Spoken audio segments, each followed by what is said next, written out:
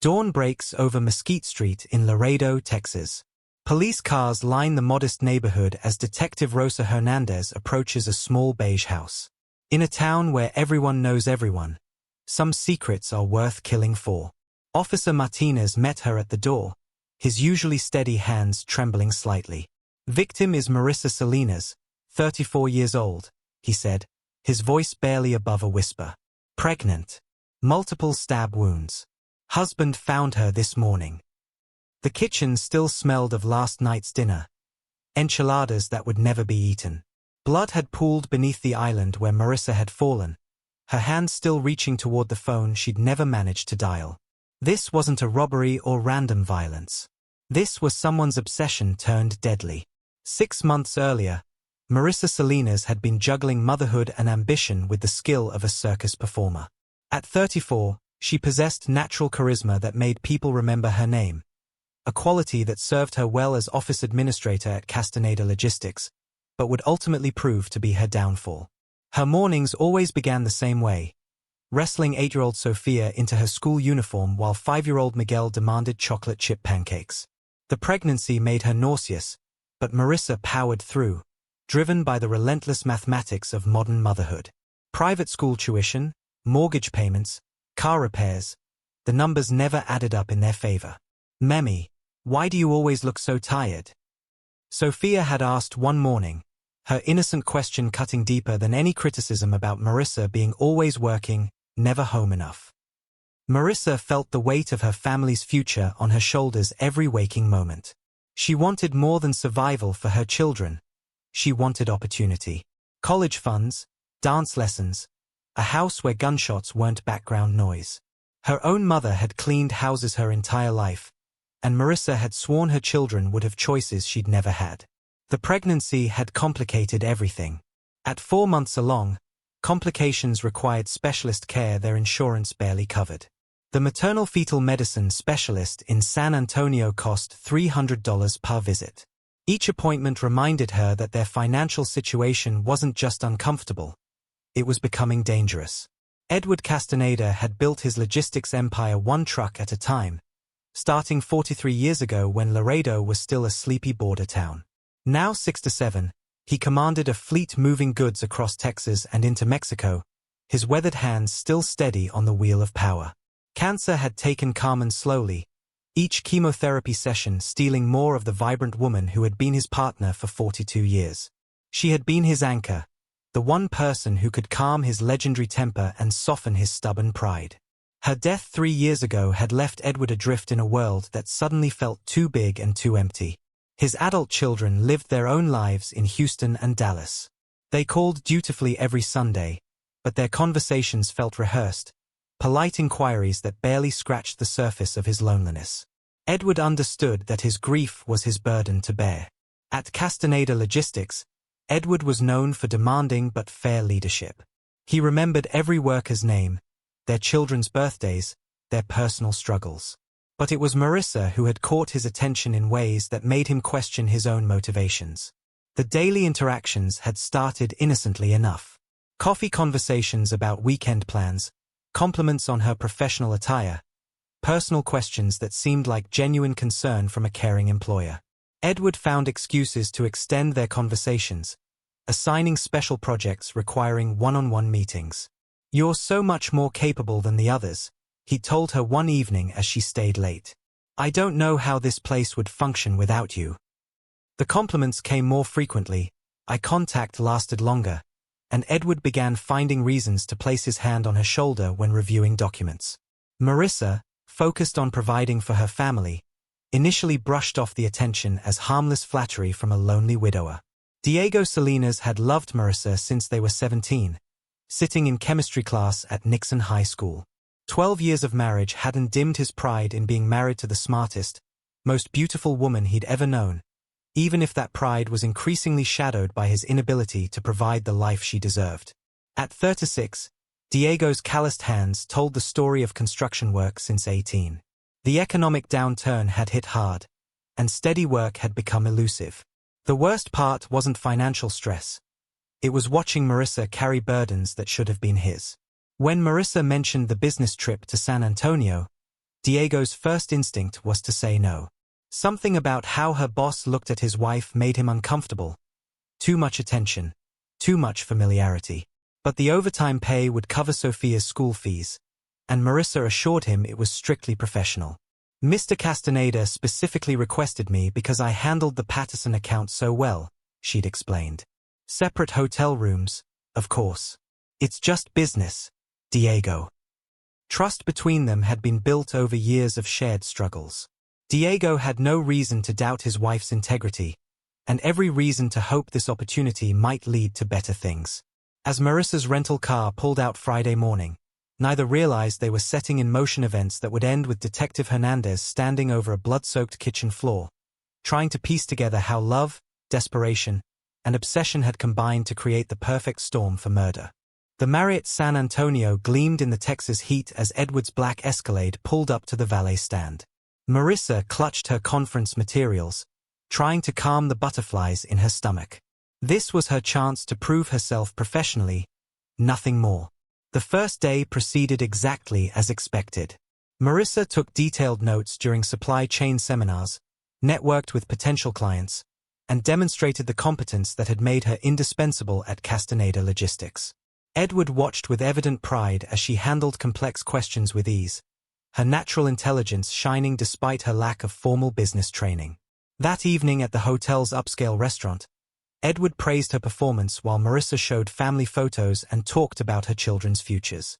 He listened with focused attention, sharing stories about building his business from nothing, the sacrifices made, the loneliness of leadership. When she excused herself to call Diego, Edward watched her go with an expression that had shifted from professional appreciation to something more personal. Later in the hotel bar, Marissa stared at her phone after receiving news from the pregnancy specialist's office. Scheduling changes would cost an additional $500. Diego's last paycheck had been smaller than expected. The mathematics of their life simply didn't balance. Edward appeared beside her, recognizing her distress. As wine loosened her tongue, Marissa found herself sharing her financial worries. Edward listened patiently before mentioning a substantial performance bonus he'd been considering, something that might ease these pressures. The number he mentioned made her breath catch. Then came the emotional manipulation disguised as vulnerability. Edward spoke of losing Carmen 3 years ago, how the business felt like all he had left, how having someone who truly understood what they were building meant more than she knew. Marissa saw wounded soul rather than calculating predator, her maternal instincts responding to his profound loneliness. Back in Laredo, changes began subtly. Edward assigned Marissa special projects requiring private meetings. Expensive coffee appeared on her desk each morning. Flowers arrived weekly, ostensibly for the team but always placed at her station. Diego noticed his wife's improved mood as bills got paid and stress levels decreased. The escalation was gradual but deliberate. A delicate gold bracelet followed successful contract negotiations. A spa day came after quarterly reports. Edward's explanations always centered on exceptional service and appreciation. Marissa compartmentalized these interactions, living as work Marissa who accepted his attention professionally, and home Marissa who rationalized these gifts as necessary business relationships. Diego interpreted the changes positively. Bills were being paid, Marissa had stopped her worried midnight calculations, and she seemed genuinely happier. When he complimented her new clothes or expensive skincare products, she credited company bonuses and client appreciation. His construction work remained sporadic, his pride wounded by inadequate provision, but Diego trusted his wife completely. The weekend that changed everything arrived disguised as quarterly business reviews. Edward suggested his ranch estate for meetings, a quiet place to focus without office distractions. Marissa told herself it remained business as she drove through the wrought iron gates of Castaneda Ranch. The sprawling property spoke of generational wealth. Infinity pool overlooking rolling hills, wine cellar stocked with bottles worth more than her monthly salary, panoramic views stretching toward Mexico. Edward spoke of Carmen's design vision, her dreams for the place, how he still expected to hear her laugh in these halls. As afternoon dissolved into evening, Edward opened expensive wine and spoke about mortality, about fearing he would die alone, about how Marissa's presence had brought warmth back into his life. The vulnerability was genuine, the loneliness real. When he moved closer on the patio overlooking sunset, Marissa didn't pull away. The kiss was initiated by Marissa, emotional connection rather than calculated seduction. She saw a wounded man needing comfort, her compassionate nature overriding better judgment. The aftermath brought mutual guilt and promises it wouldn't happen again, but the line had been crossed. Within weeks, the ranch became their regular retreat. Edward's generosity expanded to shopping trips, expensive dinners, jewelry that appeared without occasion. Marissa found herself transformed, confidence radiating from being desired and valued, feeling like a woman rather than just mother and wife. When pregnancy complications worsened and her doctor recommended immediate specialist care, Edward quietly arranged payment without being asked. The financial dependency deepened with each gesture of support. At home, Diego began noticing subtler changes. Marissa guarded her phone more carefully, worked later hours, seemed emotionally distant during intimate moments. When he asked direct questions about their improved finances, her explanations grew more elaborate: promotions, expanded responsibilities, profit-sharing opportunities. Diego wanted to believe because the alternative was unthinkable. His wife of 12 years, mother of his children, pregnant with their third. Surely she wouldn't risk everything they'd built. But late at night, staring at the ceiling while Marissa slept beside him, his instincts screamed that something was terribly wrong. The perfect storm was building intensity, and none of them could see the destruction heading their way. The transformation happened gradually, like a slow-moving cancer that consumed Edward's rational mind. What had begun as generous affection morphed into suffocating possession. He wanted to see Marissa every day, his jealousy flaring whenever she mentioned family time or weekend plans that didn't include him. The man who had once respected boundaries now demanded constant access to her attention. Edward's surveillance behavior escalated beyond professional interest. He drove past the Salinas house at odd hours, noting which lights were on, whose cars were in the driveway. At the office, he questioned co-workers about Marissa's activities with the casual authority of a concerned employer, but his eyes held the intensity of a man tracking prey. The emotional manipulation became his primary weapon. When Marissa tried to maintain professional distance, Edward reminded her of his generosity with wounded reproach.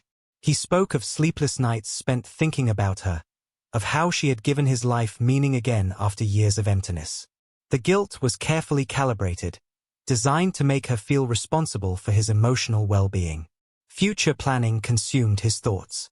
Edward began talking about leaving everything to Marissa, about them moving away together to start fresh somewhere Diego couldn't find them. He spoke of these fantasies as inevitable realities, his delusion growing stronger with each passing week. The pressure campaign intensified when Marissa tried to create distance. Edward issued ultimatums disguised as heartfelt pleas, demanding she choose between her family obligations and their relationship. The financial leverage he had carefully built became a weapon, threatening to withdraw support that her family had come to depend on. Most disturbing were his threats of self-harm when Marissa resisted his demands. Edward claimed stress-related heart problems, spoke of having nothing left to live for if she abandoned him. He hinted at professional consequences, reminding her that in a town like Laredo, reputation was everything, and he could easily destroy hers. For Marissa, the trap revealed itself with terrifying clarity. Her family had become financially dependent on Edward's support for basic survival. The pregnancy complications required specialist care that their insurance couldn't cover, and Edward had positioned himself as the only solution. Her professional reputation in the small logistics industry was now tied to his goodwill. Most unsettling was Edward's obsession with her pregnancy. Despite the timeline making it impossible, he convinced himself the baby was his. He insisted on accompanying her to medical appointments, paying for private care while speaking to doctors as if he were the father. At the ranch, he began planning a nursery, talking about raising the child together as part of their new life. Marissa's horror grew as she realized Edward wasn't just planning to steal her away from Diego. He intended to replace her entire family with a fantasy of his own creation. The discovery came through Diego's growing suspicions. Phone records revealed excessive communication with Edward outside business hours. A financial investigation uncovered payments from Edward's personal accounts that far exceeded any reasonable employment compensation. Hidden jewelry found in Marissa's closet confirmed what Diego's instincts had been screaming for months. The confrontation exploded in their family kitchen while the children were at school. Diego demanded complete truth, his voice shaking with betrayal and rage. Marissa's confession came in pieces, admitting to the affair but downplaying the emotional involvement, framing herself as victim rather than willing participant. Diego's reaction swung between fury and devastation. He threatened to leave with the children, to expose everything to Edward's family, to destroy the life they had built together. But Marissa, desperate and calculating, saw opportunity in the wreckage. She reframed Edward as a manipulative predator who had exploited her vulnerability, then proposed something that shocked Diego to his core, using Edward's obsession to secure their family's future. They could string him along, extract maximum financial benefit, then disappear once they had enough to start over. Diego's moral compromise came after hours of argument and Marissa's relentless persuasion. His traditional values clashed with pragmatic opportunity, but the reality of his unreliable construction income and their mounting needs eventually won. They could secure their children's future, he rationalized, while getting revenge on the man who had destroyed their marriage. The con began immediately. Marissa told Edward she was leaving Diego when the time was right, allowing him to make elaborate plans for their future together. She requested money for divorce preparation, apartment security deposits, legal fees, all fictional expenses that Edward eagerly funded. Diego played his role, staying away during Edward's visits while allowing Marissa to maintain the charade. But Edward's paranoia grew as weeks passed without concrete progress.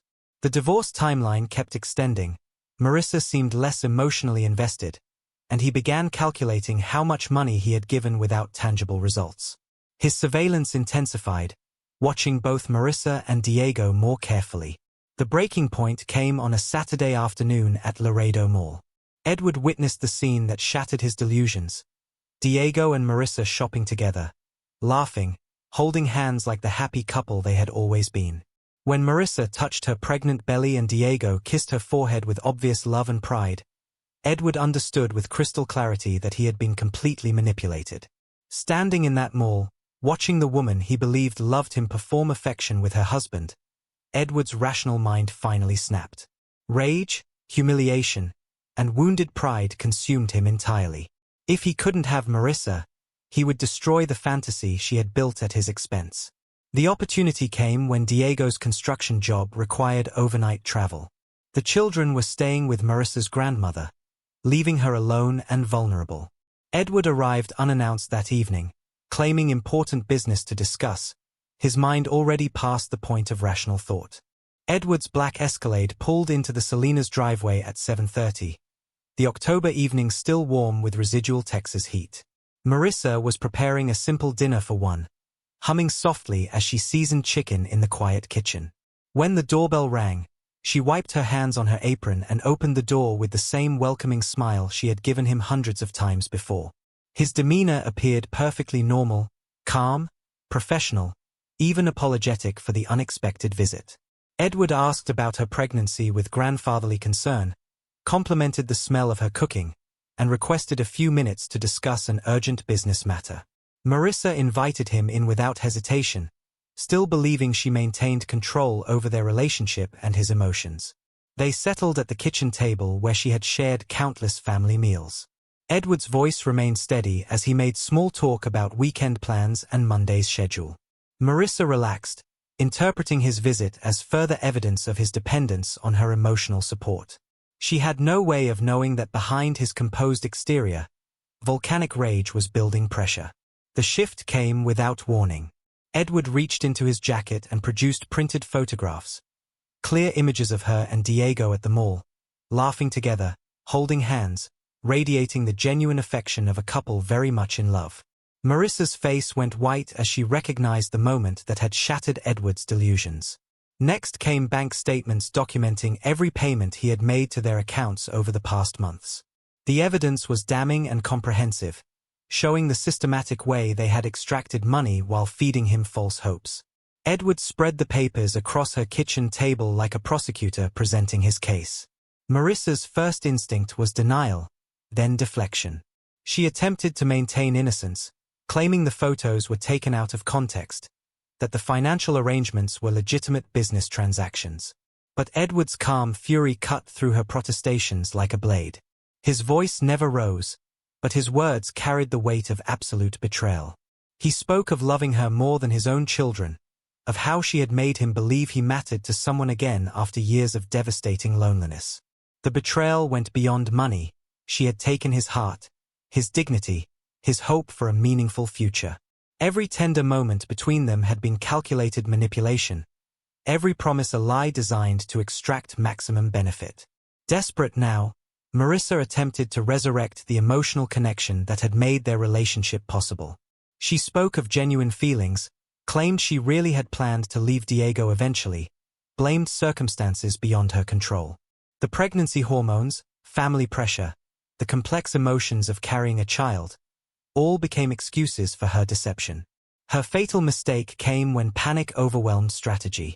In her desperation to deflect blame, Marissa mentioned how much Diego had needed the money, how their children's futures had depended on Edward's generosity. The admission revealed the truth Edward had refused to acknowledge. She had never loved him, only saw him as a resource to be exploited. The breaking point arrived with 7 words that destroyed any remaining illusion. When Edward spoke of their potential future together, Marissa's composure finally cracked. Her response was cruel and definitive, designed to wound him as deeply as his discovery had wounded her pride. Physical violence erupted in the space between heartbeats. Edward grabbed her arm with surprising strength for his age, his grip leaving bruises that would never have time to heal. Marissa tried to run, her pregnant body awkward and slow, but the kitchen offered little space for escape. The knife she grabbed for protection became the instrument of her destruction. Edward, stronger despite his years and driven by rage that transcended rational thought, overpowered her easily. The weapon turned against her in a struggle that lasted only minutes but felt like an eternity. The brutality that followed spoke to personal rage rather than planned execution. Multiple stab wounds inflicted in frenzied succession, each strike carrying months of accumulated humiliation and betrayal. This was not the clean killing of a calculated murderer, but the desperate violence of a man whose entire world had collapsed. When the rage finally exhausted itself, Edward stood over Marissa's body in the kitchen that had witnessed their final confrontation. Shock replaced fury as the magnitude of his actions penetrated his consciousness. He had crossed a line that could never be uncrossed, destroyed a life that could never be restored. Grief came next, surprising in its intensity. Despite everything, despite the manipulation and lies, Edward found himself crying over the woman who had played him so completely. The sounds of his anguish echoed through the empty house, a broken man's lament for what might have been. Panic followed as reality set in. Edward made half-hearted attempts to clean evidence, but his hands shook too badly to be effective. He drove aimlessly through Laredo's familiar streets, passing landmarks that now seemed foreign and threatening. The roadside motel where he finally stopped offered no comfort, only a place to wait for the inevitable. The text message to his adult son contained just 4 words that would haunt both of them forever. Edward didn't try to run further, understanding that escape was impossible. Some actions create consequences that follow you anywhere. Diego's return the next morning, his construction job having ended early, led to the discovery that would destroy what remained of their family. His genuine shock and grief, despite knowledge of the affair, spoke to the complexity of love and betrayal. The children were quickly taken to their grandmother's house, protected from a scene that would have traumatized them beyond repair. Detective Rosa Hernandez arrived to find a crime scene that told its story clearly. The personal nature of the violence, the defensive wounds, the evidence of struggle, all pointed to intimate partner violence taken to its ultimate conclusion. Neighbors confirmed Edward's presence the previous evening, providing the final pieces of a puzzle that was never really in doubt. The investigation that followed would reveal the full scope of manipulation and obsession that led to this moment. But for now, there was only blood on kitchen tile and the beginning of Justice's long, complicated journey. The arrest came without drama. Detective Hernandez found Edward at a roadside Motel 6, 15 miles outside Laredo, sitting on the bed's edge staring at his blood-stained hands. He looked up when she entered, his eyes hollow with the recognition of a man who had crossed a line he could never uncross. The confession came immediately, simple and devastating in its honesty. Edward offered no resistance as handcuffs clicked around his wrists. Blood on his clothes, the murder weapon still in his car. The physical evidence was overwhelming. But it was his words that would haunt everyone involved. I did it. She played me, but I loved her. The booking on first-degree murder charges was merely a formality. The real question was whether justice could account for the complexity of what had driven him to kill. Initially, police focused their investigation on Diego. Statistics dictated that husbands were the most likely perpetrators in domestic homicides, and his knowledge of the affair made him a prime suspect. But Diego's revelation during interrogation shifted the entire narrative. He admitted to knowing about the affair and their financial arrangement, claiming he had never wanted Marissa hurt, only security for their family. The public reaction split Laredo down the middle. Some viewed Diego as complicit in his wife's death, arguing that pimping out his pregnant wife made him morally responsible for the consequences. Others saw him as another victim of economic desperation, driven to impossible choices by a system that offered no alternatives. The debate raged in coffee shops and church pews, dividing families and friendships along lines of class and moral philosophy. District Attorney Maria Santos saw political opportunity in the high-profile case. An experienced prosecutor with gubernatorial ambitions, she framed the murder as cold-blooded violence motivated by wounded male pride. Her case theory painted Edward as a calculating predator who used wealth to manipulate a vulnerable woman, then killed her when the fantasy collapsed.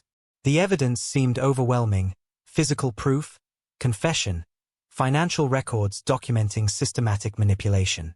But public defender James Martinez, overworked and underfunded, recognized the moral complexity beneath the surface. His defense strategy portrayed Edward as an emotionally manipulated elderly man, driven to temporary insanity by the discovery of calculated betrayal.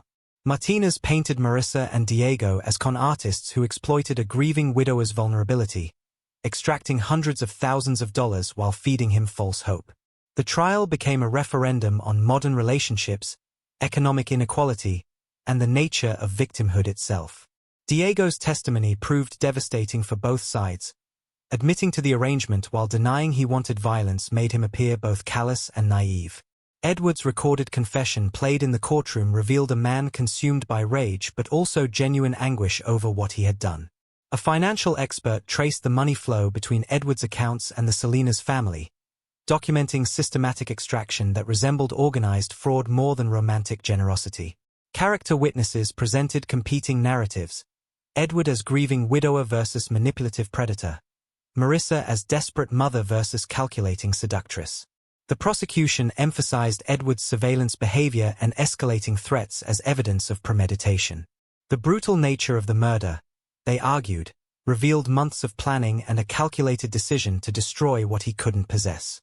Physical evidence showed defensive wounds on Marissa's arms, indicating she had fought desperately for her life and her unborn child's. Martinez countered with evidence of emotional manipulation by Marissa and Diego, portraying his client as an elderly man made vulnerable by grief and loneliness. The defense argued that discovering the betrayal at the mall had triggered temporary insanity, transforming a broken-hearted man into a killer in a moment of overwhelming rage. Jury deliberation lasted 3 days, with initial splits reflecting the community's divided opinion.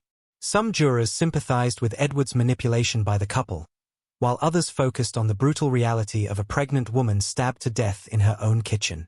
The physical evidence ultimately tipped the scales.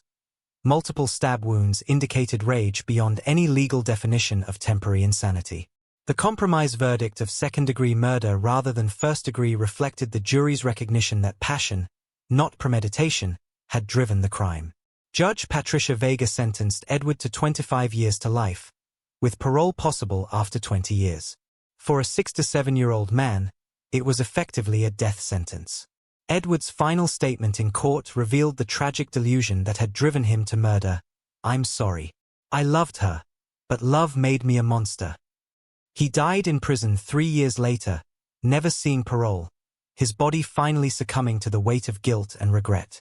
The aftermath devastated multiple families. Diego struggled with single parenthood while working multiple jobs to support Sofia and Miguel, now living with their maternal grandmother. The children required extensive therapy to process their mother's violent death and their father's role in the events leading to it. Diego's reputation in Laredo was forever tainted, known as the man who had sold his wife to a killer. Edward's adult children grappled with reconciling their memories of a loving father with the monster he had become. His assets were frozen during legal proceedings, leaving his family with nothing but the burden of his crimes.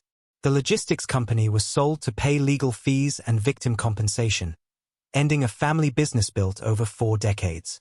Detective Hernandez retired 6 months after the trial, haunted by the case's moral complexity. She had seen clear-cut cases of good versus evil, but this investigation revealed only human beings making terrible choices under impossible pressure. The prevention possibilities tormented her, intervention points where tragedy might have been averted if someone had recognized the warning signs. Laredo implemented workplace harassment training following the case, recognizing how power dynamics between employers and employees could create dangerous situations. A community fund was established for victims of workplace exploitation, providing resources for those trapped in similar circumstances. The case became a training example for law enforcement nationwide, illustrating how economic desperation could drive ordinary people to extraordinary moral compromises. Marissa's children, when they came of age, established a scholarship fund for single mothers pursuing education, their way of honoring their mother's dreams while warning others away from similar paths. Years later, Detective Hernandez would reflect on the case's central tragedy. In a town where everyone knew everyone, the biggest secrets often hid in plain sight. Marissa's desperation, Edward's loneliness, Diego's wounded pride, all were visible to those who chose to look. But intervention required courage that few possessed until blood had already been spilled. The warning embedded in their story was clear. When desperation meets obsession, tragedy often follows. Understanding these dynamics offered hope for preventing future tragedies, but only if communities were willing to act before manipulation turned to murder. Sometimes there are no heroes in human stories, only people making impossible choices under unbearable pressure, with consequences that destroy more lives than they save.